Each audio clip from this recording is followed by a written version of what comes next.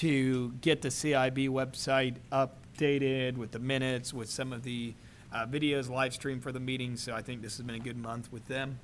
I'll entertain a motion to approve that. Second. All in favor? Aye. We've got our Lynn Felling invoice of $1,887.96. This is for August legal expenses. I will entertain a motion to approve. So moved. Second. All in favor? Aye. Aye. Hold on this one.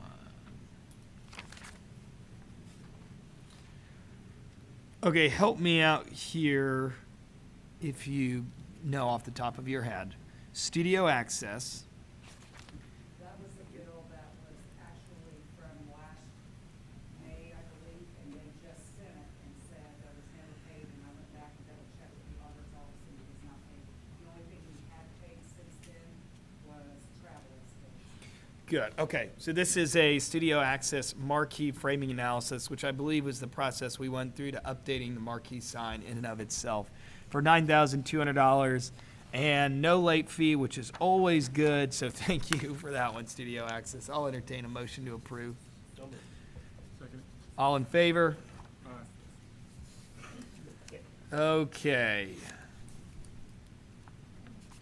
Terre Haute Convention Center, $312.51. Reimbursement of 3 deposits that were inadvertently sent to the city. We want our money back.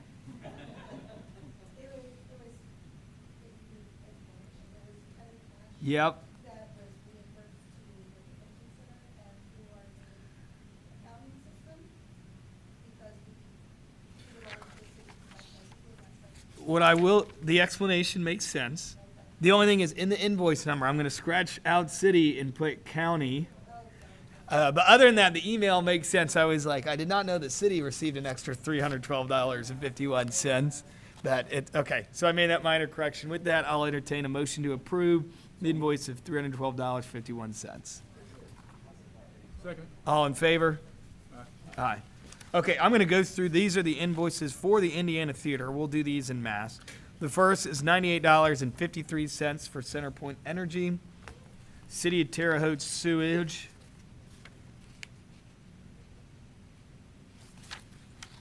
Hold on here.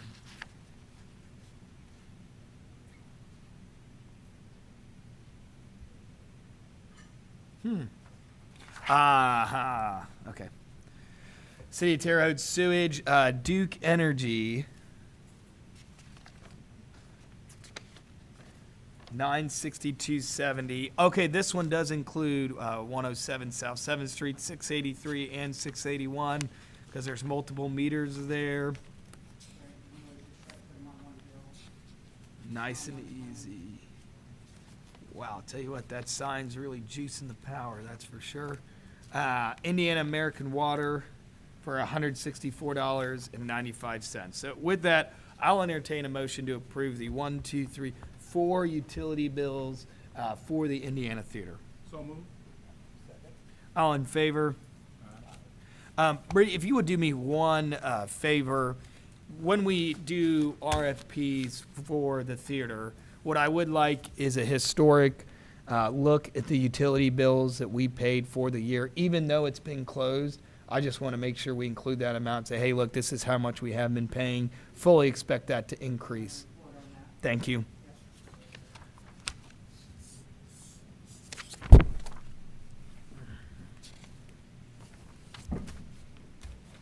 And then I'll go ahead and close this meeting. I do have a Art Spaces Ready Match update, but I'll do that to the full board, Chris. So with that, I'll entertain a motion to adjourn this meeting. So moved. All in favor?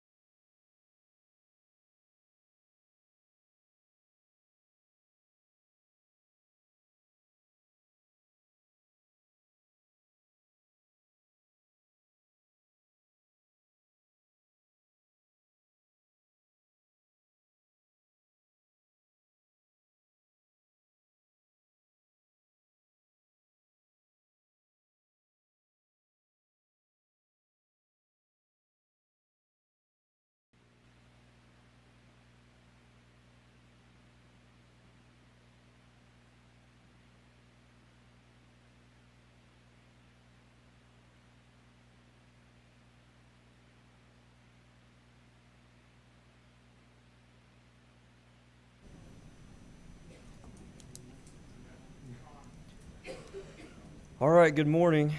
Happy Wednesday, September 24th. It's the Vigo County Capital Improvement Board meeting. Mr. Hutchings, a roll call of the members, please. John Marvel, Here. Emily Crapo, Chris Schweitzer, Here. Karen Dyer, Here. Tony Brewer, Here. Brian Koistra, Brandon Sackman. Here. All right, all 7 members present. Third on the agenda is additions or revisions to the agenda. Anybody have anything to add or anything they want to change? Yeah, President Schweitzer, I do have one thing I'd like to add under new business, 6.3. Just having a conversation to solidify the timeline for the RFP for the Indiana Theater and private management. Okay. Anything else? All right, Brady sent us all the minutes a couple days ago. Through email, we'll need a motion to approve. If there's no questions or comments. So moved. All in favor? Aye. Any opposed? Motion carries. All right, Tennille, you're up first.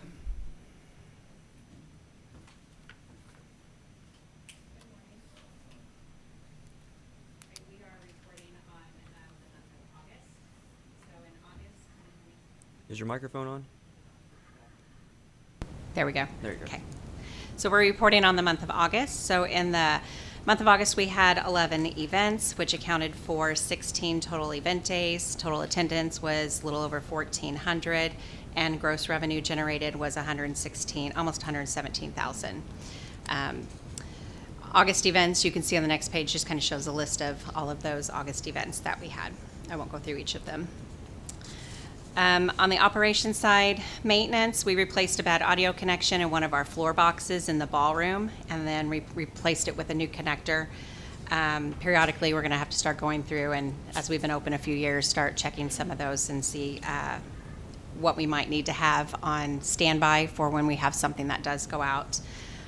We replaced a blown fuse in the ballroom drop-down projector in Ballroom D. Happened right before an event, so we had enough time to get up on our ladder and replace that, troubleshoot it. So worked out well. Cameras in the garage, elevators were showing offline, so we had to have Envelop IQ come out and troubleshoot.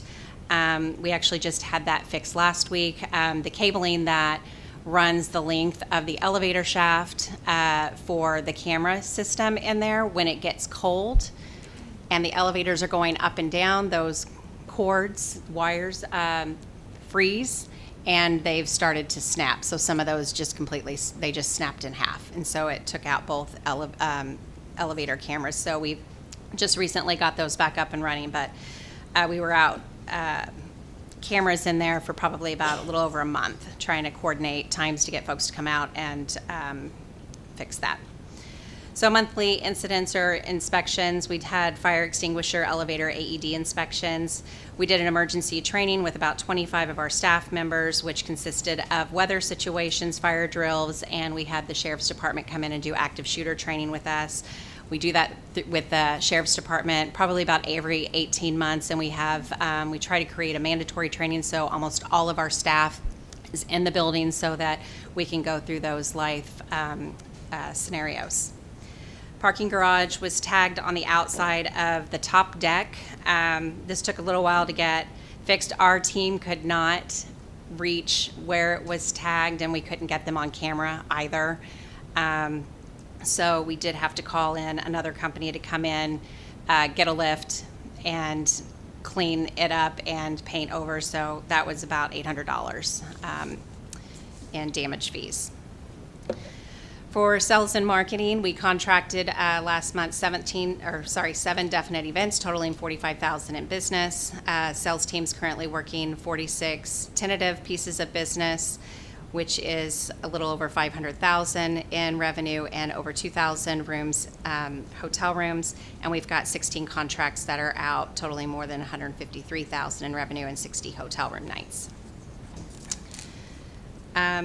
Sales and marketing initiatives. I won't go through all of these, but this is, we update this every month, and then they put in some of the social media and things that we have coming up. Right now, we're really pushing holiday parties. We've got all of our weekends are booked, but we do have weekdays still. We're trying to push breakfasts and lunches. And we do have a World of the Wars. Crosley Radio Players will be doing that on October 10th. So those tickets are on sale right now. We have the West Vigo High Band will be doing the music for that also. So they've partnered with the high school. Moving back a couple pages to the statistics, you can see for. Danielle, can I stop you there real Yes, quick? yes. Yeah, I want to go back and discuss the book your weekday holiday party and then the initiatives there. What is the overall plan? I'm looking at our November and December anticipated revenue for 2025. And we're close. We're real close. But with the holiday party, I don't see a ton of numbers like on the flyer, which of course I understand the reasons for that. But do you have a list of specific organizations you're going to go after for holiday banquets specifically? Because I really think we'll need to close that gap when you look at July and August to really improve our numbers Yeah. from 2024. So what we do is we look at everyone who's held holiday parties in the past, and sales reaches out to them to try to rebook those events. If they're not rebooking those events, they're also prospecting local corporate business, because holiday parties, it's going to be your local stuff. So social media pushes, phone calls, emails, that's what sales does. That's really the best way to reach out to folks. It's hard to advertise and get folks to, it's not a product that everybody is buying, right? Not every company does holiday parties. So really the best thing that we can do is be on the phones soliciting, local businesses to get parties. What we do also is we try to put promotions together that we think will benefit someone for like last minute bookings. We have to be careful about if we're discounting something, how we discount it compared to someone who's already booked a holiday party, because we want to make sure that we're treating all of our planners, in a fair fashion. But being able to, like the promotion that they're adding right now is kind of giving them some things that it doesn't really cost us much to do, where they can pick a little promotion to go with their party and they get a little extra little incentive. And most of our large, like for the weekends, our ballrooms are fairly booked. And so it's just trying to fill in the weekday stuff. I like having breakfast and lunch because we can sometimes get 2 groups in on one day in the same space. But it's just really kind of, hate to say it, but at the mercy of just trying to reach out and doing that cold calling prospecting. And a lot of groups don't book until last minute when it comes to local things. Thank you. And then the second question I have on the holiday schedule is, do you have the date for the Grinch breakfast? My wife would like to know. Thank you. We do. It is on a Sunday. We have them, one of them I believe is November 30th and the other it's the 2 Sundays after that. Is it December 10th? Thank you. We're looking forward to the Grinch one, not the Santa one apparently, and I don't know the reason, so wanted to let you know that. I mean, Grinch was more popular than Santa, so. Okay. Going back to the statistics, looking at the definite business for the rest of the year, we still have 36 contracts to complete before the end of the year, with 822 hotel rooms and gross revenues about $431,000. We have 6 contracts that are out, and then tentatives. We've got 6 proposals right now that are still out. So those proposals would be, all of this business is just from now through the end of the year. And then looking at 2026, you can see the statistics that we have for 26, and then where we are currently booking for 2027. So our total funnel for right now through the end of 27 is 1.3 million in prospective business and 3,500 room nights. The next page is August event stats. This is the graphics that show the breakdown of meetings, banquets, attendance, and revenue by event type. And you'll see, meetings, we had GE this past month too, so that's a pretty large event for us. It's a lot of revenue. They're in the building all week, and they do have a lot of hotel room nights that come with that too.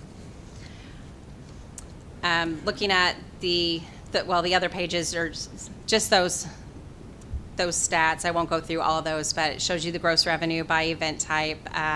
by month so you can see the comparison of where we were from opening to now, month over month. And then parking revenue, and then where our pace is. Going to the hotel rooms, you can see where we've been tracking our hotel rooms.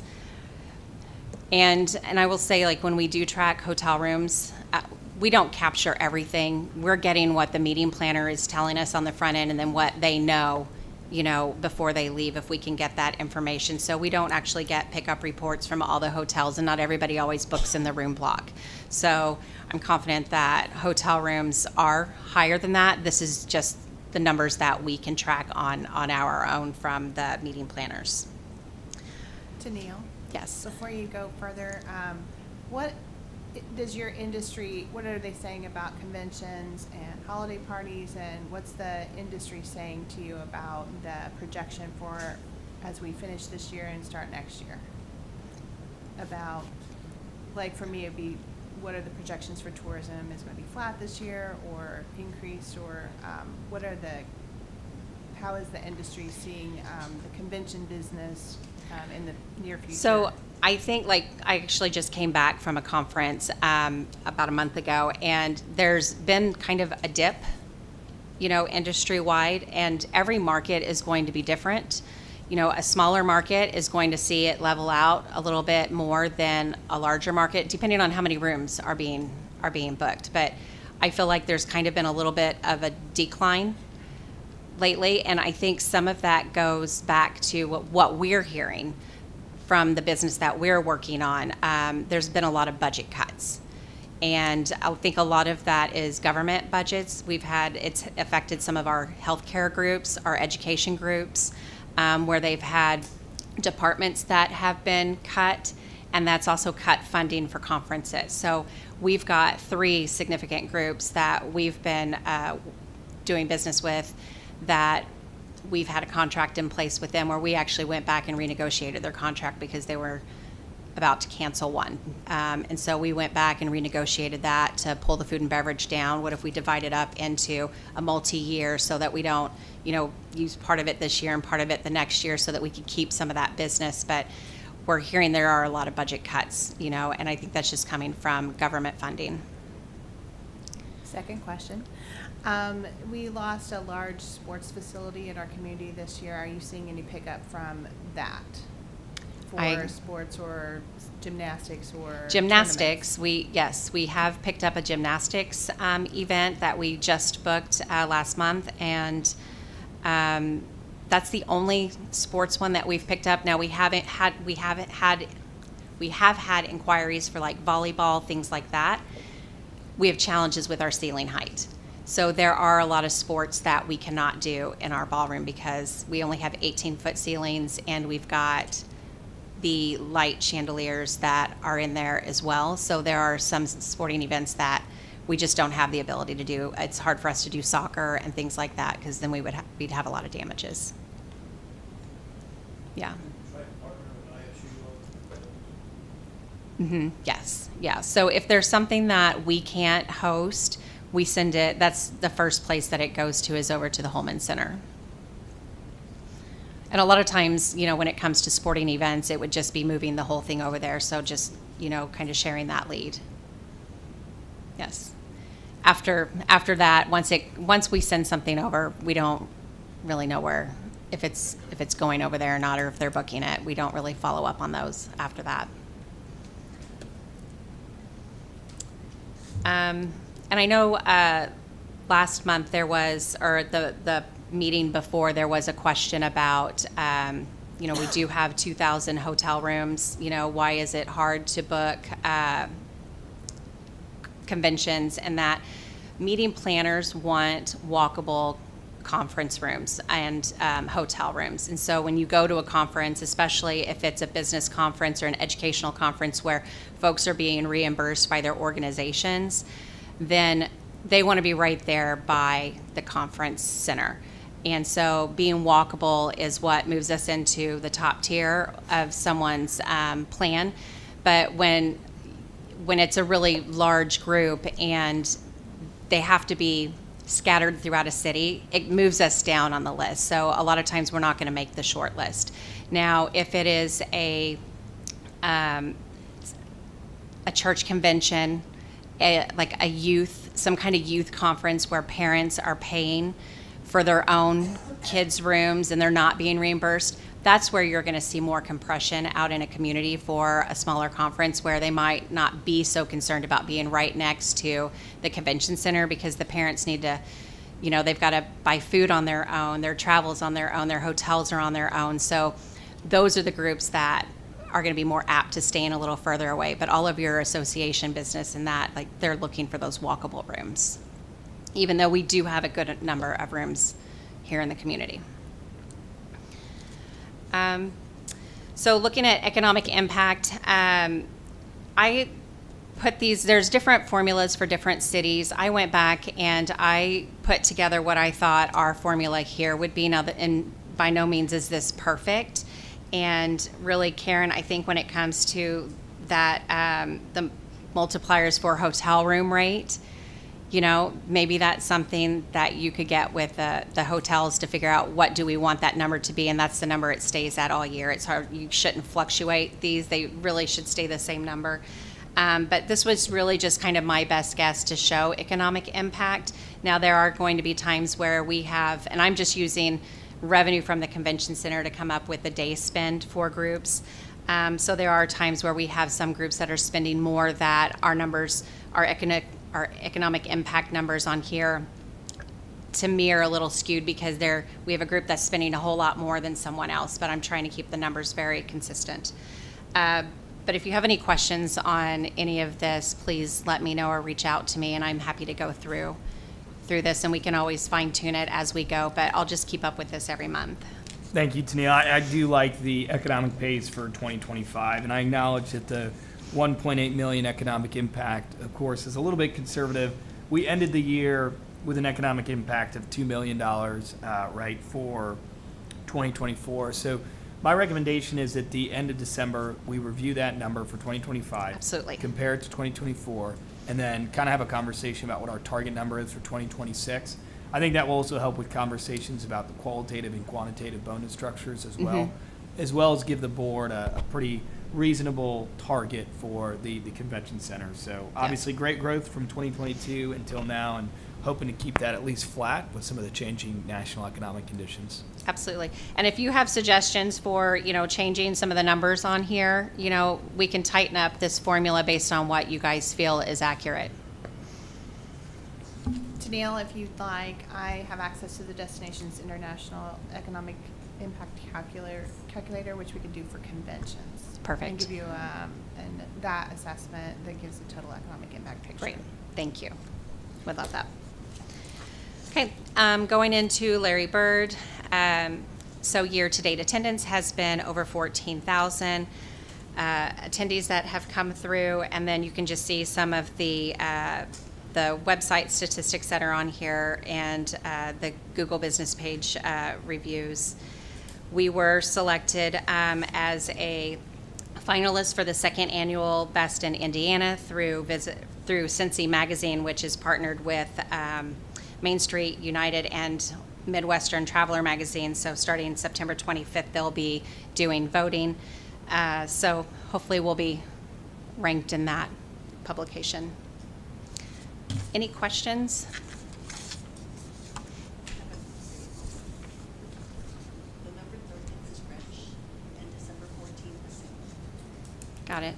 November 13th is the Grinch, and the 30th, and then the 14th of December. Thank you. She cries with Santa, so we'll be at the Grinch. And not the Grinch. It's because Brandon looks so much like the Grinch. Thank you. All right, Kyle, you're up, man.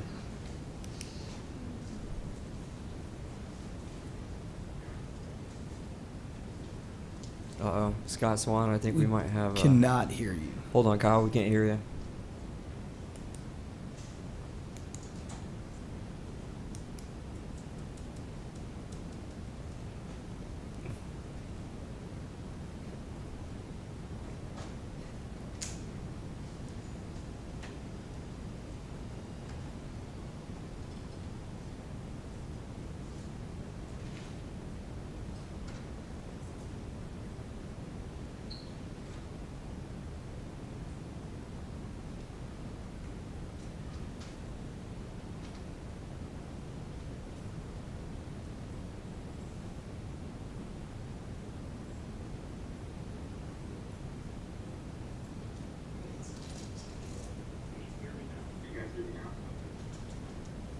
Yeah, we can hear you.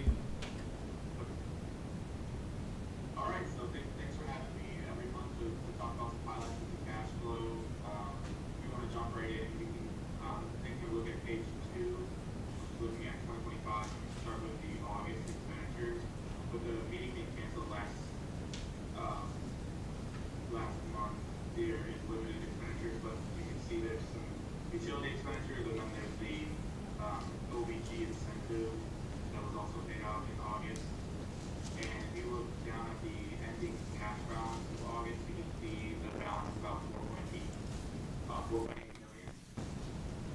And then looking at September, there is good news with the food and beverage collections. Comparing September of 2025 to September of 2024, there was 307,000 from September of 2025, and then there was 264,000 back in September of 2024. And then when you look at the full 2025 increase compared to 2024, you're looking at a 5% increase in food and beverage collections thus far this year. So yeah, that seems like there was good activity out in the community in July, which represents the September collections. And really, that's kind of the summary of the updates that we have today. If there was any changes to pages 3 or 4,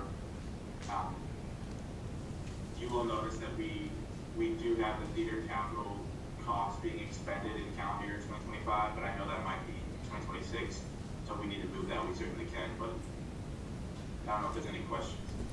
Hey, Kyle, this is just a quick question kind of for the entirety of the board, and I'll call you after this meeting. Can we look at 2026 around the January through March timeline about what a reasonable balance would be for an additional project? We've had some discussions with Wabash Valley Crew. They're going to get some construction documents finalized, but what I would like to do is find something internally, hopefully. But what I think the easiest way is if we banked on a 2% increase in food and beverage tax for 2025, what is the difference between what we budgeted compared to what we collected? Because I think that amount could be looked at as an amount that we could use for, an opportunity to help with an additional project. And we've had a number of groups come to the CIB with more wanting to come here, but I want to know how much more we collected than we budgeted for and use that number as the driving conversation for what the CIB can do. Okay, how much you collected in what specific months? Do 2024 compared to 2025. So you said it was a 5% increase. And I think we budgeted 2025 for a 2% increase, right? Okay. So compare what we actually received to what we budgeted. That dollar figure amount will be the amount that I look at for using for additional projects. Gotcha, yeah, we can follow up with that. Thank you.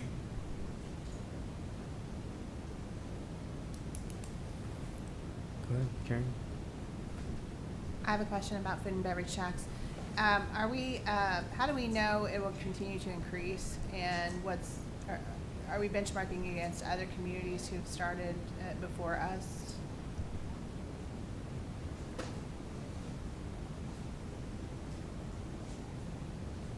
Is that a question for me, sir? Whoever wants to answer it. That's a question for you, Kyle.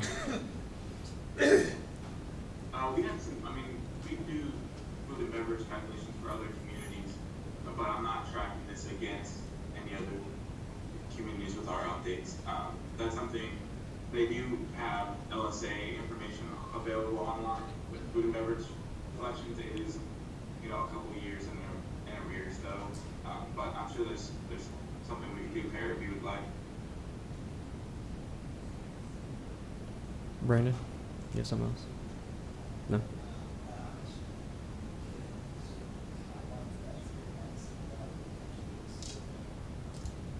No. Any other questions for Kyle from the board? All right, thank you, Kyle. Appreciate your time. All right, Eddie, any updates on legal matters? Okay, let's talk about the Labor Museum. So where we left it last month, we were going to get an idea of what the costs were going to be to fix the issues that we currently have. To Neil, Can you let everybody know kind of what's going on with that, the newest issue that we had just this week, I guess it was? So in the museum, there is an exhibit called Catch the Pass. It has, it's a sensor reflex game. There are sensors that are in a circle. Basically, everything in the museum restarts every morning. It's all automated and programmed, and it took a while to get this piece up and running the first time, like when they first put it in there. And then it's been fine, but now lately, I guess the past several weeks, we've been having a lot of issues getting it started. And so I was in the museum all weekend, and every day, I think it was Saturday morning, I probably rebooted it a dozen times, shutting off the power inside the exhibit, having to reactivate the lights, unplugging them, plugging them back in, and then it would work maybe a time, maybe twice when someone played it, and then they would go out again. So I don't know if the computers have gone through an update that haven't synced with FitLight is the name of the sensors that are in it, or I don't know if there's just an issue with the FitLight sensors. The program is coming up, the actual computer program is coming up, but it's like they're not linking together. And so we basically Saturday morning ended up shutting it off. Sunday, tried it again, worked a little bit, and then you end up having to restart it again. So this is kind of becoming a habitual thing. And that's not a Ravenswood issue, right? Or do we think that?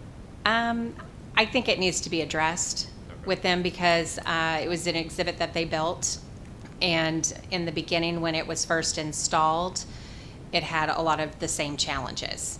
And so they worked through those challenges with FitLight to get it up and running so that we didn't have any problems. Once the museum, I'd have to go back to look at emails to see exactly when it started working good, but it was well after we were open that it started working really well where we weren't worrying about it. And then we've had almost a solid year or a good year of it working, and then now all of a sudden it's starting to have a bunch of issues again. And then the last piece we were waiting on was an update from Mark on some other more local maybe companies that could come in and potentially replace those the problem children graphics. Did he get us numbers back? I have not seen numbers on it, but we did receive, and John and I looked at a little sample. They sent a couple samples, different size samples of graphic panels Okay. to look at from another company, but I haven't seen estimates. Okay. So, that's all. I don't Okay. know if anybody has any questions for Tennille. But as you know, this has been an ongoing issue. We really need to know what the actual numbers are going to be before we can approach Ravenswood with whatever our request would be. But I don't want to do anything out of order with what you all are comfortable with me doing as far as a demand is concerned with Ravenswood once we have that information. So my suggestion is for right now, we continue to wait until we have better numbers at a meeting, and we can bring those to you all, and then you can give me my marching orders with how you'd like to proceed. And if we need to have another executive session, we can. But I'm happy to discuss that, or if you'd like for me to do something different, I'm certainly more than happy to do that. John? I talked to Mark as late as, I think it was 9:30 last night. He was still looking for the paint, but I don't know if he was the sacrifice. Graphics for the new wall. My suggestion is that we just take the Catch the Pass sensors off. How many are there? 6 or There's like 6 or 7 of them. and replace those. The other graphic is have to do with those folded. I'm just not happy at all with their excuse that it's the humidity up there. Doesn't play out. I think they really messed up what they were by putting blue on the little heat, 3 in cells that you don't use these, but this is too long. So Right. that's something you're going to have to do at the end. But he will have some figures for us, probably fighting. So I can say everybody, And I think that's where we're at. I mean, we need to replace the items that are defective. And then once we know it just needs to be done to have a functioning museum. And then from there, then we can talk about what our options are to recuperate those costs. The list of defective items, is it pretty static, or does it continue to grow, or is it the same items we've been looking at for the last year? It's been the same items, Okay. but we do have a couple that have a small bubble at the top that we're kind of worried that will it continue later? Will it get worse later? And as far as the light sensors, if memory serves, and John, you can help me, but Ravenswood designed the cabinet. They had another audiovisual consultant that integrated, some of those features into their displays. Is that, and I want to say that company was out of Indianapolis. Yes, they are. Okay. That might be the company to look at those sensors and possibly repair those. Just a thought. Rather than going through what Ravenswood. I think the consensus is we're not going to use them for Yeah. any of the repairs. Yeah, they're out of here. I was gonna suggest. I have to go back and look at the invoices and see if I can figure out who that was in Indianapolis that did those. Yeah, I think that or some meeting minutes. There was. It's Bowen Technology out of Indianapolis. What's the name, Tanya? Bowen Technology. They did all the electronics. However, the sensors and the catch the pass was all Ravenswood. Okay. So again, I think we're going to be in a position where we have new quotes by our next meeting. You'll be asked probably to approve that so we can get it fixed, but then we also need to have a secondary discussion about what, if anything, we're gonna do to be recuperated for our costs.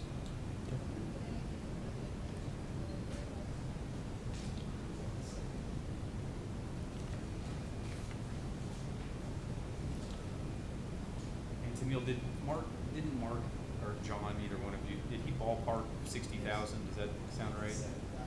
So we had an available for capital expenses line that we essentially use for the convention center at large in the event that something pops up. What I did is I moved 300,000 from that line to the theater capital expense line to create the 400,000 needed for the roof and at least getting that going for the Indiana Theater. That leaves a balance of $57,183 in already budgeted funds. And then I will look at our professional services line because we've underspent there. So there could be an opportunity to transfer the underspent professional services numbers and those dollars to the available for capital expenses line. But I'll do that analysis with Kyle. For now, I would say for the conversation, we focus around the figure of $57,183. And I think that's close to getting the major things done, and then obviously we'll have next year as well, so. One more question. Do we feel like we've exhausted our ability to approach Ravenswood and just have a one-on-one conversation about the issues and try to find some type of resolution? Yes. We filed a warranty claim with them 6 months ago, and they denied our warranty claim. And John can attest to this as well, we've had a dozen conversations with them probably over the last 10 to 12 months. And the most recent proposal from them was a proposal to fix the items at our cost. Nothing was going to be, they weren't going to cover anything under a warranty. So the option they gave us was rehire them to fix the defects that they believe are our fault. Now, if I'm correct, our last meeting, didn't we agree we was gonna send them a letter, kind of a last terms letter, that just kind of get an understanding of it? We were hopeful that I was hopeful that we were gonna have numbers from Mark Mendersky, so I knew what number to Right. ask for. We don't have a firm number yet on what the cost is gonna be to replace. So is Mark the only individual who can get the numbers? I'm just asking, because that was been 30 days.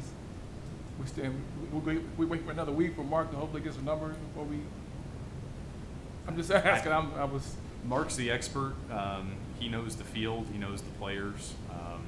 The only option we had, or the only other information we had to go off of was the second company that bid on the project, which there was a reason why we didn't go with them. They were from Tennessee or, I don't know, Georgia maybe. I don't know. And it's a distance.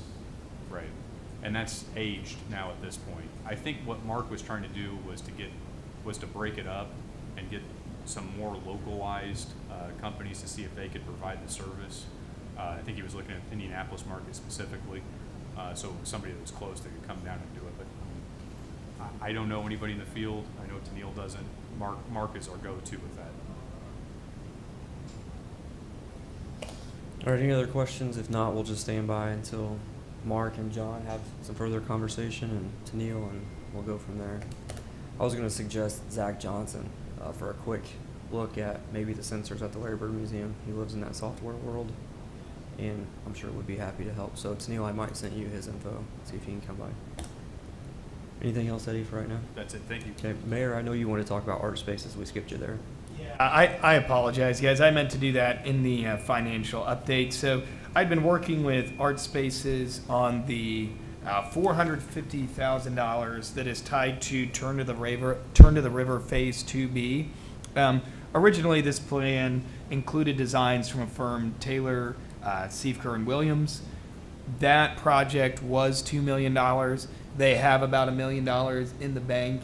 After conversations with their new executive director, it's just a bridge too far to expect that small organization to raise the additional, likely $1.5 million with increased costs to fund that project in totality. So they are going to get an updated model, an updated design that is $1 million, and we are still on our timeline of us providing our funds of $450,000 this December, so that can roll off our books. Now I've asked them for a construction schedule, because if the construction schedule is not early in the next year, I'll ask for this board to keep our $450,000 so we can accrue interest on it for the county to continue to operate and grow their interest income, and then we'll transfer them the $450,000 right before construction.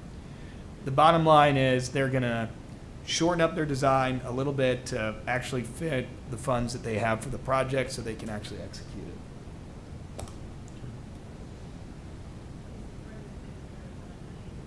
Yes. Turn of the River Phase 2B is the gathering place. So it's like lights, really nice benches, a food truck area that has power, utilities with some shade. And then my wife also explained this to me. There's this thing called a gazebo, which is like wood, but not like actual shade, which I think is interesting, and I'll leave it there because she wants us to have one at our house that I don't want. And we met with them when we decided to do our work on the north side of the courthouse to make sure it matched up with their Phase 2B, C, all this stuff too. So we ran utilities, lights, all this stuff for them to continue their. The city did do Phase 2A in cash that we had budgeted previously through edit. So Phase 2A is at least off the table, which has helped this overall project just be done with what we can afford with Phase 2B.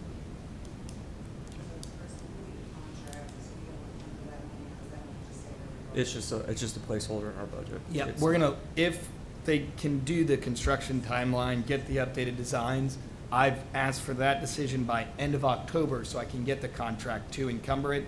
If not, then I'll go through and do the placeholder for next year. So I'm really looking at end of October, and if I frantically call you, it's because I'm trying to get the contract in to encumber it.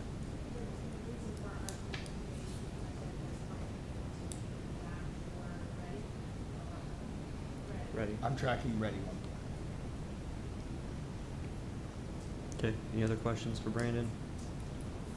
All right, last month, not last month, July 23rd, Jack Hill came here from the Wabash Valley Crew, did a presentation. I think they have fundraised somewhere around $255,000 or $300,000, and they were asking for a match to that. Was gonna ask for action today, now not going to, but I would like to have a conversation in general right now to at least be able to provide them some financial support in the next month or two. So I can provide an update for that. The city engineer, Marcus Maurer, has sent me a draft letter that we will send through our advocacy team to DNR about the LWCF program. So essentially with park space, if you take up park space, you have to add to park space unless the building is a public building that anyone can utilize. So we're gonna get that legal question answered. The answer to that legal question will confirm the location of the boathouse in the box, which will be behind the Girl Scout building. It's a vinyl style building, think like the tennis bubble. That will allow them to store the boats, start a program, a public program, as well as a private fundraising program. The long-term plan is to add to the Girl Scout building on the first floor an indoor training facility and locker room and showers for them. We will know the price of the boathouse in the box as soon as we confirm with the DNR that the LWCF question is okay. And then once we get that, we turn around, contact Wabash Valley Crew. Wabash Valley Crew works with us and the Riverfront Development Team to get the final cost for the boathouse in the box. That cost, combined with the interior renovations, is their total construction. Then we're gonna go off what they have in the bank and the commitments they do have to find what amount they truly need to execute both phases of construction. That's why I asked Kyle to find the difference in what we budgeted for in food and beverage versus what we received, because theoretically, if these two numbers are close, you could make the argument that we've literally just given some of our extra dollars for an opportunity to add to tourism, to add to groups that bring in food and beverage tax revenue, hotel, innkeeper tax revenue. So a lot of moving pieces the next 30 days. We do have a plan. We do have the documents we need to send. Mark sent me that actually during the meeting. So I hope October I have a number for the board that I think is reasonable and appeases the crew team, the construction team, as well as the city. But if not, I would say prepare for November.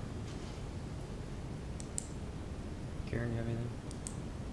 I would just say that we have several championship level facilities in our community and that the river has the capacity to be one, but yet not all the facilities to meet those expectations for different types of championship events. So this will help complete that as a, if you want to think about the river as a facility.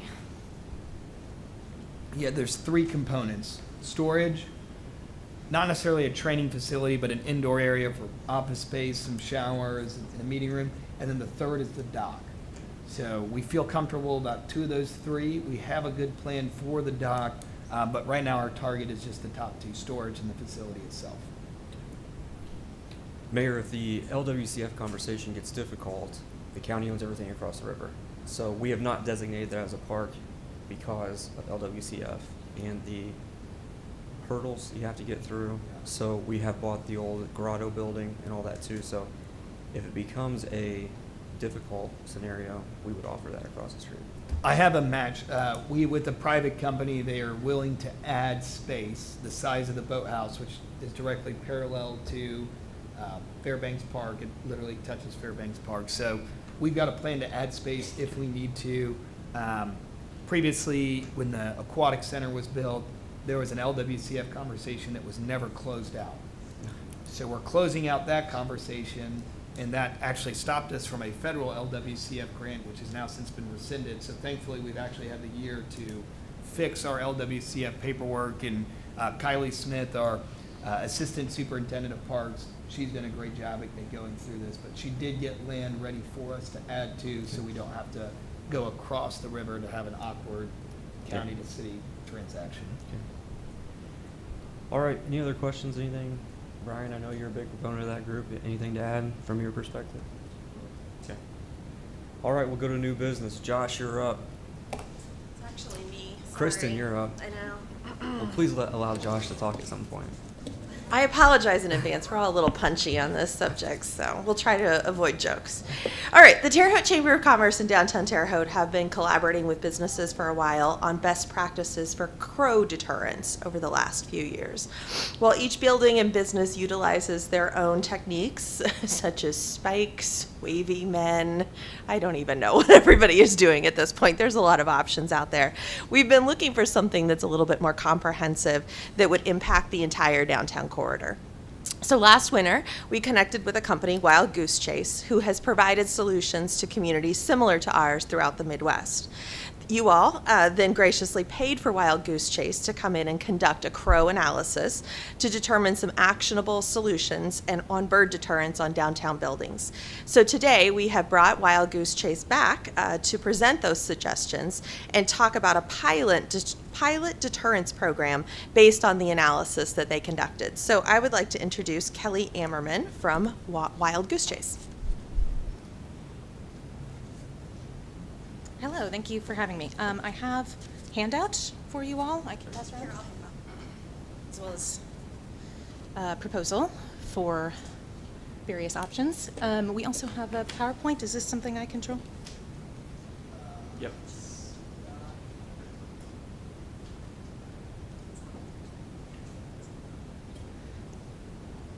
Is that a next play kind of thing? That way? All right. Perfect. Thank you so much. Okay, so just a quick background. So Wild Goose Chase, we are a nuisance wildlife management company that specializes only in birds. We have developed a plan based on our previous visit here. I believe it was January of this year. You guys are relatively familiar with the problem. It was estimated there are over 18,000 crows that visit Terre Haute in the winter time. This is obviously a problem that disturbs a lot of operations. I don't necessarily need to go over all of the reasons that they are a nuisance in your community. I'm sure you're very familiar with that. Obviously, you guys have had a number of tries at managing this problem. As it was alluded to, you know, the wavy men, spikes, a number of other options have been tried, but unfortunately they have fallen short of your community goals. So we were brought in because we understand how difficult this problem can be to manage, especially because crows are a very intelligent bird. So some of the options that people have tried in the past will not work on intelligent birds like crows. What we are proposing is the use of an automated laser. So this is a technology we have been implementing in a number of different sectors throughout the country. We have been installing them in places for agriculture, for residential, for commercial uses. We have a lot of experience installing these, and our plan is to install it in a high point, specifically the Sycamore building downtown, with the idea being that the laser can shine across downtown, impacting mostly the rooftop areas where crows like to congregate in the evenings. This would provide harassment for the crows. It does not harm them in any way. It is simply a light. I have a handheld version of the laser if you'd like a real-life demonstration to a certain extent. The technology is also, we've found to be very persistent and consistent in keeping the birds off. So obviously, crows being intelligent, we want to make sure that they don't learn how to avoid it, and the laser has proven effective in other use cases. This is what the automated laser looks like. We have it up in two different settings here, on the top of a building on the right-hand side and for an agricultural field on the left-hand side. This is roughly what the setup would look like for the one we would install in downtown Terre Haute. On an elevated platform, it would be able to shine down across the majority of the downtown area. Let's see if the video plays. Oh.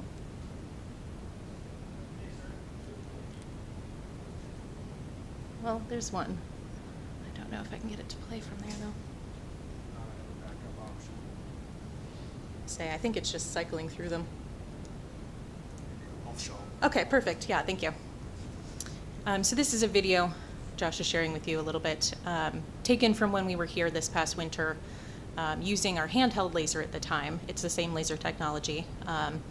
But from it, you can see we can achieve a great distance. The laser is relatively high powered, so it's capable of traveling up to a mile in dark conditions. The various videos show it.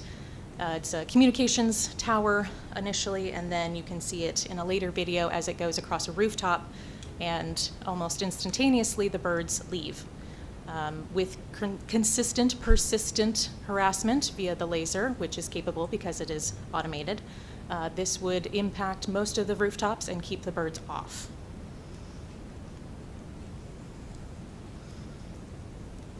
I want to make sure you all have a chance to view it. It's extremely interesting, in my opinion.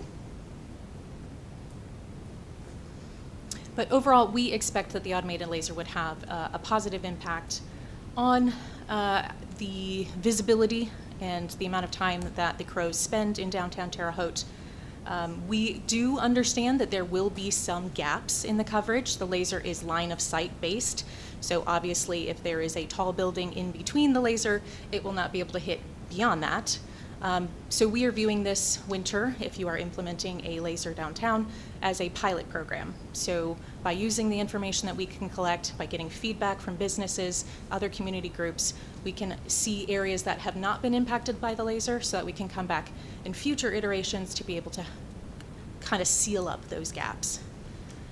We have additional recommended solutions that we could also implement, which would be a good idea, because while crows are intelligent and when we are confident in this, having multiple angles to approach this is going to be better than any one approach on its own.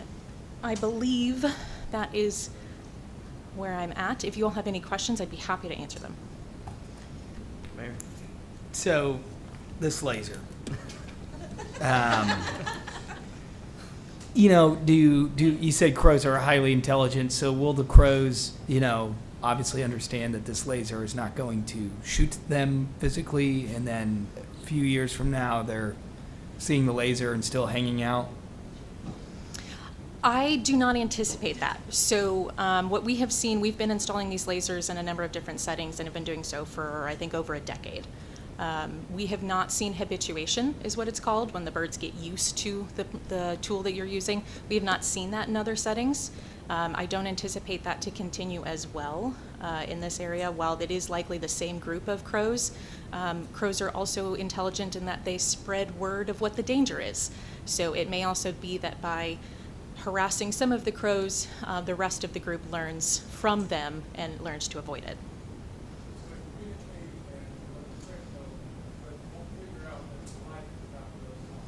Correct, yeah. So in what we have seen, the way I describe it, so especially at night, the entire laser beam is visible, not just the dot at the end.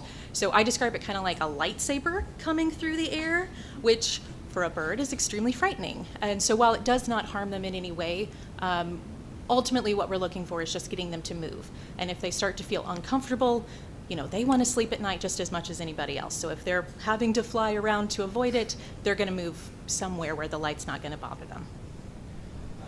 Is this discussion to own or lease said laser? I believe own. So my question is, if we do this, does it continually go on all night long? Does it go on in sporadic? Does it know where they move to and then shine the light over there? Will they now move to the east side of Terre Haute? What's going to happen? So the laser is automated. We program it. Specifically, it does not have a detection method for the birds, so it won't go off by their presence. We determine where it goes, when it goes. No, the laser does not need to go literally every minute of the night. Likely what will happen is we will program it to run in intervals throughout the night. We program where the laser hits so that if we needed to target specific areas more, we could. We design those patterns ourselves, and we can obviously train staff so that they're able to make adjustments if needed. You had a second part to your question. Will they just move to a different part of Terre Haute? So we cannot predict necessarily where the crows may go, which is why we do want it to be kind of a pilot program. I do not want to set you guys up with a laser and have you just move the crows a couple of miles to one side. Obviously, with it being a laser that you can own, you can move the laser if you need to a different location if you realize that the birds are adjusting their patterns of behavior. We have a number of other solutions we can implement if there are movements, especially if the laser is not capable of shining in that particular direction. We have other deterrence or harassment methods, all non-lethal, non-harming, that kind of a thing we can implement as well.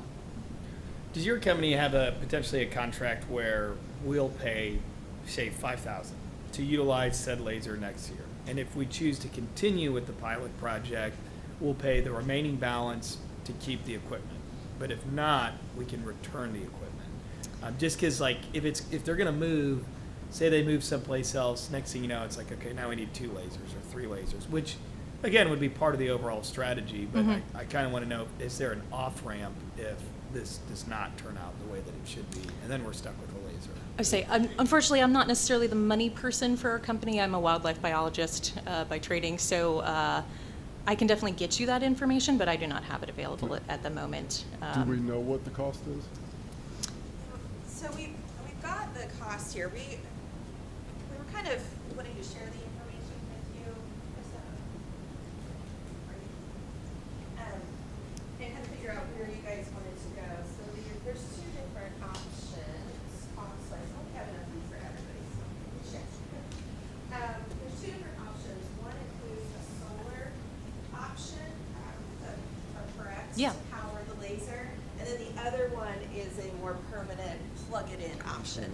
So we've been talking to the Sycamore building, Terry Clark, the owner, about which option might work. And I think she is open to the plug-it-in option. I think that's just generally more reliable. We just have a few things we have to work out with her on that.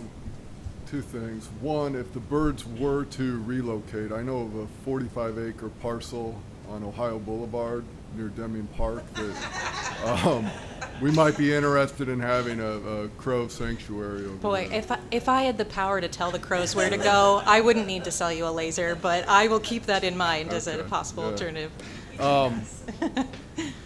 Serious question.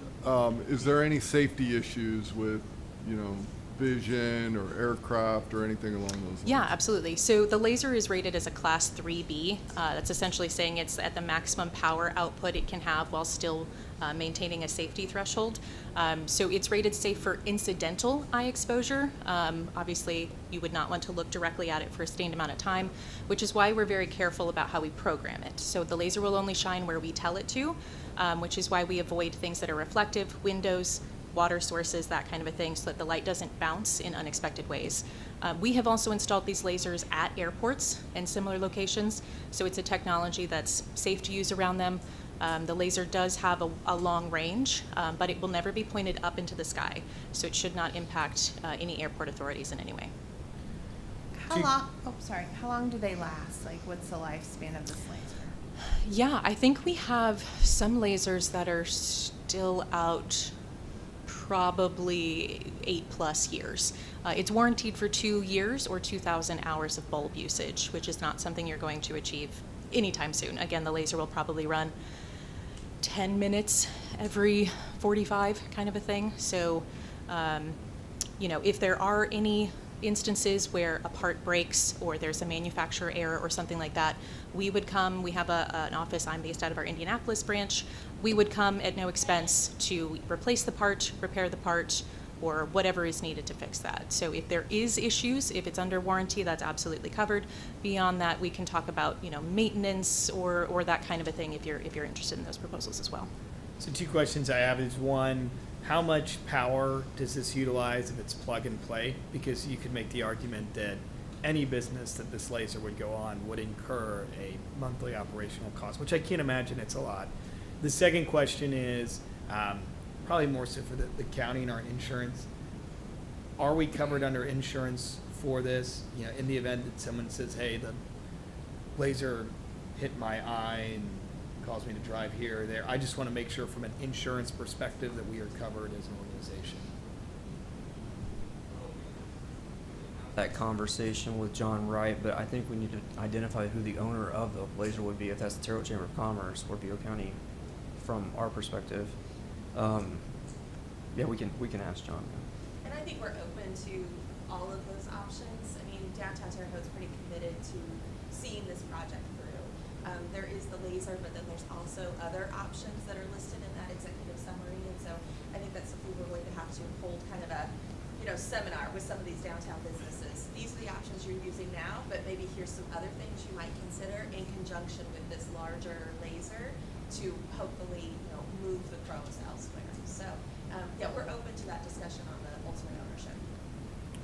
As far as the pricing, this is the price to purchase and install, And program, yes.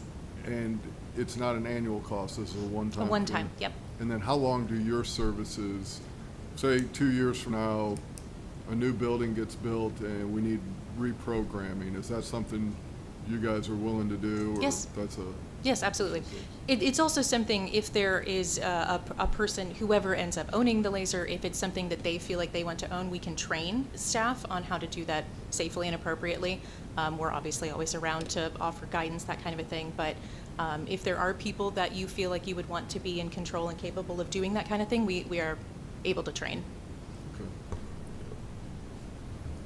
My solution for Vigo County government has been, hopefully there's no tree people listening, but we just cut down trees. The Vigo County Courthouse is an absolute atrocious area for our employees to walk in the winter. And unfortunately, our building maintenance guys are power washing in 30-degree temperatures because there's so much nastiness on our sidewalks. So for me, I love this idea, especially in the Sycamore building, because she can direct that toward the courthouse and stuff like that. Yeah, when you look at it, on the amount of money downtown businesses and residents are spending every year on pressure washing, cleanup, wavy man up on their roof, I mean, this is a drop in the bucket if it's, if it works. What we did for the analysis was the chamber came, presented to the board, we approved it, the chamber sent us an invoice to pay for their analysis, and they moved forward with that. And today I believe they're just back here asking, do we want to fund the project or not? So I would like to take action on it today, if possible, and get it done. But it's completely up to the board, whatever you want to do. I guess we just need to decide. I noticed your example was one was in a field. I assume that was a solar. That's actually power, Is so they it? were able to run an extension cord to that. I think you had an earlier question. It's just a regular 110 voltage. I don't know what the power draw specifically is, but it's not a strain. So I guess it's up to the board if you want to do the power, the solar, or not take any action at all. I think it's a great idea. I would love to support it. I just want to make sure that we know the insurance risk question as to who owns it first. So I have zero problem saying, hey, I vote to approve it so long as the president of the CIB works with the chamber to solidify who owns it, just from a risk perspective. I think, from my perspective as president and county commissioner, I would rather the chamber own it because they're in charge with downtown Terre Haute, or they've been charged with that issue, and that team does a great job. So I would think any of the insurance questions would be under their umbrella. Yep, so we would need to, we've got some of my board of directors here, but we would probably need to have a conversation to meet with our insurance carrier to make sure we're understanding the implications there. But unless we encounter some huge problem there, we are willing to own this. So with that, then I'll entertain a motion to approve for the, I personally prefer the plug and play. Just because it seems a little bit more reliable. It's only 110 volts. I don't think that's too much of a cost on any business that takes that.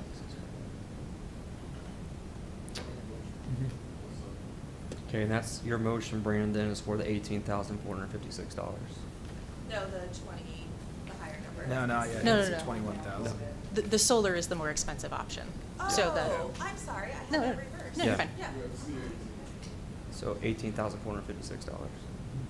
All right, motion's been made by Mayor Sackbun, seconded by Brian Koistra. Any other questions, comments?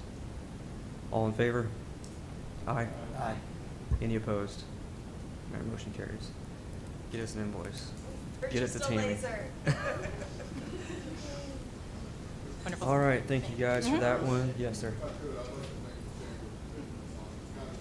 It's kind of we all kind of chuckle a lot, and it's kind of good to be done. It's a problem with And you have a good point, Brian. I mean, the amount of money spent by local businesses downtown in man hours, equipment, it's a high figure. So this is, it's not very good long No. Thank you. All right, Fred Nation, you're up, Swope Art Museum. First of all, I want to thank all of you for what you do. This is not easy, and what you have done are making a great difference in Terre Haute, Vigo County, and our future. The Swope Art Museum has been a customer of the Terre Haute Convention Center since it opened, and as I was sitting here, I thought we've spent nearly $100,000 with the convention center with our annual dinners and other events over the last since it opened over 5 years ago, and we're one of your greatest backers because we tell people that is a great place to have things. The staff is great, the facilities are great, everything works, and the future is bright. And with the investment in the new hotels downtown, it's even better. And the Swope and the History Center and other arts and cultural venues like that downtown support the convention center and also can benefit from it as we move forward. One quick story, I was going through the gallery here while we were still open. We're been closed for a while now, but several months ago, and there was a tall couple walking through, and I stopped and said hello and asked them where they were from. Well, they're from Denmark. I said, well, really? Well, what brought you to the Swope? He says, well, actually, we came to Terre Haute to see the Larry Bird Museum. They were big Larry Bird fans, and they were staying at the Hilton Garden Inn, and they came and visited the Swope. They also went to the History Center while they were downtown, and that's the kind of thing that museums and tourism help in our downtown area. Last year, in our full-year opening, we had visitors from 40 states and 13 foreign countries. So we support, and you support what we're doing, and we appreciate that. I'm here today to tell you the success that the Swope has had in our capital campaign, which began in 2018 with a goal of $5 million, quickly increased to $6 million because of rising costs. $2.5 million of that was for endowment. And so we subtract that from our ability to spend money on projects. And we now have an endowment, by the way, of close to $10 million, which is very good for our future. We'll continue to build on that. So we had a number of things we need to accomplish to update our building, a new elevator, a new stairwell, a new air conditioning, new boiler, new art storage for our invaluable collection.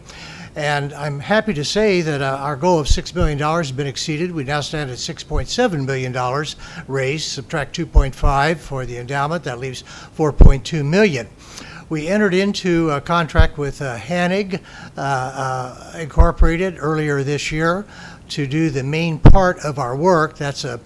It was a $4 million estimate. We didn't have that much money. We value engineered it down to $3.5 million and signed the contract. That is going on time, on schedule, all union workers, and a great Terre Haute contractor. We're very happy with it. And we expect to have that done by the end of the year. So the difficulty we've had, and we've had great support from local individuals, businesses, local government. We appreciate all that. But we find ourselves at this point about $300,000 short of the ability to pay to complete this phase of what we're doing. And so we're asking if the convention of the CIB would consider $250,000 toward that. We'll raise the rest of the money. That would enable us to complete this particular phase. There'll be a future phase. There's always more to do. But what it will do, and what this phase does, is ensure that our building, which is 124 years old at this point, will be able to serve this community for another 50 years. And we are also very pleased about the prospect of the Indiana Theater coming to life across the street again. That will also support all of this. And one lesson, and I know you're addressing this, but make sure you have a good roof. And that's what we have learned at the Swope, and we have always maintained a good roof. That's the most important thing. But the physical attributes of taking care of a building and not getting, not deferring too much maintenance is so important. The Swope has done those basics over the years, but we needed a new elevator. We needed a new fire stair to meet code. We needed increased storage and security for our art collection. We needed a new family education center. We needed a new boiler, we needed new HVAC improvements, we needed new electrical improvements, some of which haven't been touched since 1942, and we are completing probably 95% of all of those, and you can help us get across the finish line. Do you have any questions? Yeah, Fred, I've got a couple. One, for this project, have you utilized the Downtown Facade Grant Program through the Department of Redevelopment? Correct. $40,000 for a grant from the Terre Haute Redevelopment Department for work on the facades on the Ohio and 7th Street side. This year or last year? It will be it was guaranteed, I'm forgetting the word here, last year. It was in last year's budget, but it'll be expended by the end of this year. Well, then let's have a conversation about, just because this year we obviously still have the same grant program, which we offer to all of our downtown businesses that do facade work that is facing the front of the street. Let's review that to see if there's an opportunity to visit that well before we come to this board for this amount. I think there's room to help lower that amount. The second thing is we're currently doing a regional arts and culture survey to get an understanding of where we need to go as a region. I'm not in a particular position today to recommend or not recommend that we do this transfer. What I will say is I'd like to look at some other options first, like the city's $40,000 option, but also the outputs of this survey.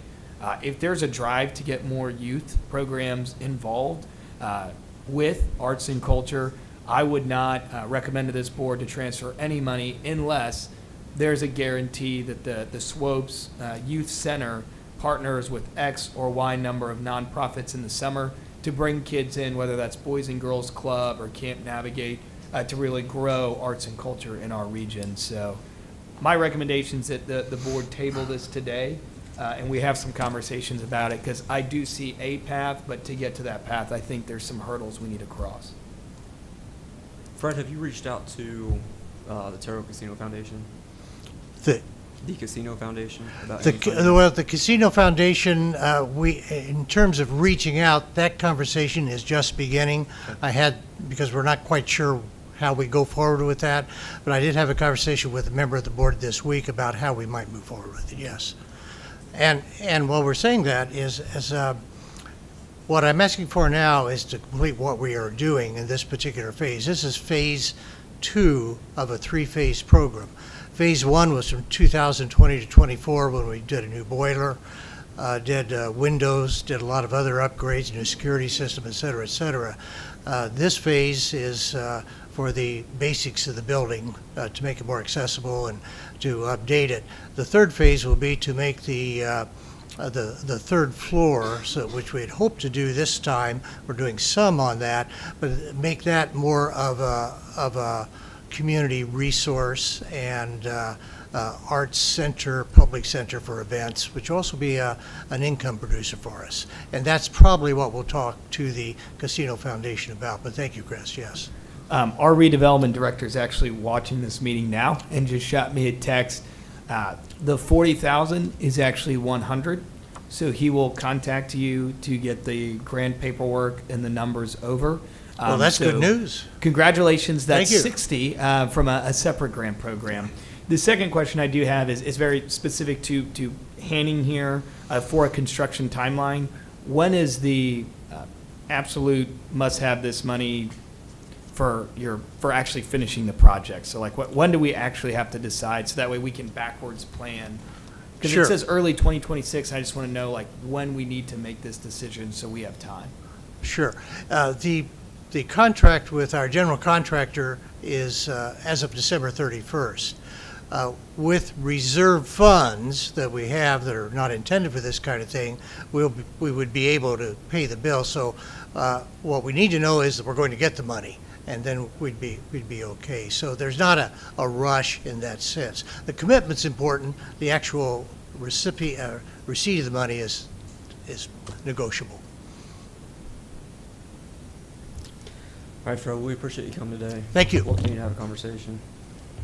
Okay, Brandon, 6.3, the RFP conversation. Thank you, and then I'll be quick. I know we've got another engagement to go to at 11, several of us. With the board approval today, I would like to kind of start on an adventure to work with our consultant firm, RJL, as well as entertain some legal services to create an RFP for private theater management. This way, by the time we're actually done with the roof, we have an operations plan. I know Karen's spoken with Indiana Landmarks, and one big piece of feedback, and feel free to jump in, that they gave is, while they love a construction plan, they also want to see an operations plan. And I think most of us would at least agree that this group probably shouldn't be managing or running a theater, but what we should do is create an RFP that says, hey, if you come in and manage and run this theater and lease it through us and take on some of the utility bills, here's our expectations on what you do as a business and for the community.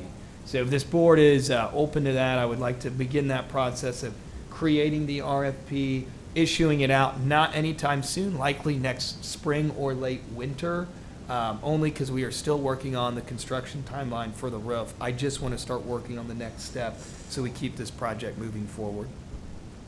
So one of the things that having this plan in place will help us, I think, with deciding some of the things that we might also need to do with inside the building. So not just the roof and the other things that we know we have to do, but knowing how we're going to use it. So, and I think knowing how we're going to manage it helps dictate how we're going to use it. So that is a question that I get asked when I'm talking about opportunities for this building.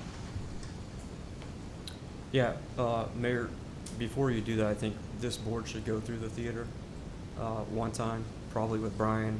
I mean, Brian's on the board, but he can lead this small tour, or Rob. But basically the north plaster inside the theater, all of it has came off the walls. It's just exposed brick. That building is in terrible, and I mean terrible condition. So whatever this RFP is, it would have to be somebody coming in knowing that, I mean, you got a lot to do here because it is in bad shape. Light fixtures are falling off the wall on the north side, so it's in bad shape. Can we also discuss partner agreements as well? So if a group such as the Terre Haute Symphony wanted to use it and be their home, what that might look like in addition to an operations management RFP? Short answer, yes.